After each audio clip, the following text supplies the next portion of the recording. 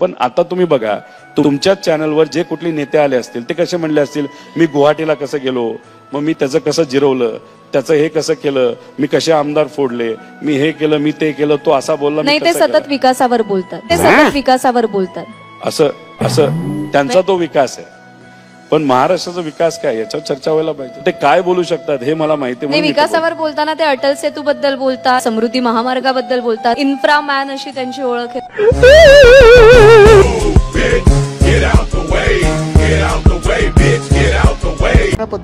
लोकशाहीच्या रक्षणाबद्दल आहे. 10 वर्षात या महाराष्ट्राला भाजपला मतदान करून काय मिळालं ह्याची निवडणूक आहे. ह्याच्याबद्दल भाजपलाच बोलायला तयार नाहीये, चीन बद्दल बोलायला तयार नाहीये.